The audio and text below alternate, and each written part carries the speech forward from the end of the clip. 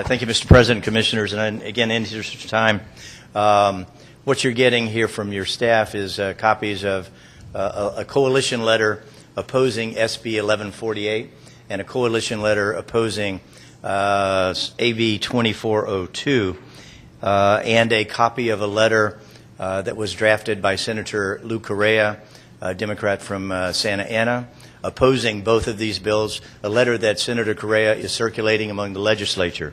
And rather than restate our own positions, which are clearly stated in those letters, I'd like to just read you a couple of things from Senator Correa's letter.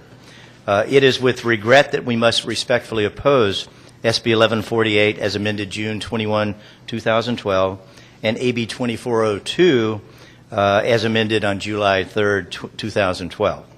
The Natural Resources Agency just completed an intense review of the Department of Fish and Game and the Fish and Game Commission as part of the California Fish and Wildlife Strategic Vision Project. It is our understanding that 1148 and 2402 were intended to be the legislative vehicles to implement those recommendations. Unfortunately, much of the content in these bills is either not the product of the Vision Project or directly contradicts the direction of the Vision Project Stakeholder Advisor Committee. Additionally, while there was no opposition to prior versions of these bills, significant opposition now exists as a result of these new amendments.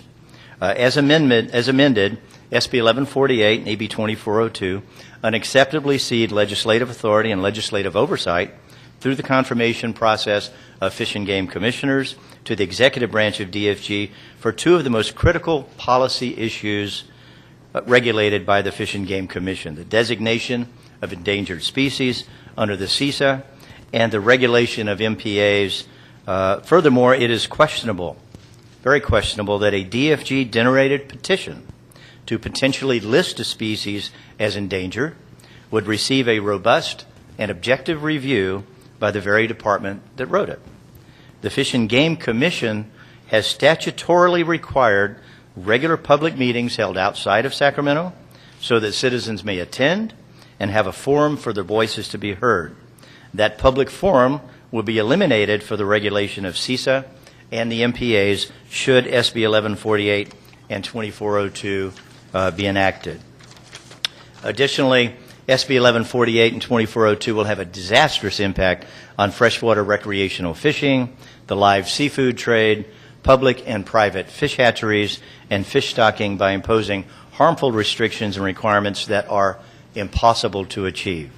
This will cause incalculable economic and cultural damage to the state, drastically reduce state revenues, and eliminate thousands of jobs from some of California's most vital and iconic industries in an already fragile economic climate.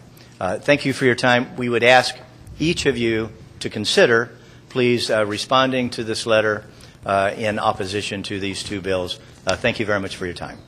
Thank you, George.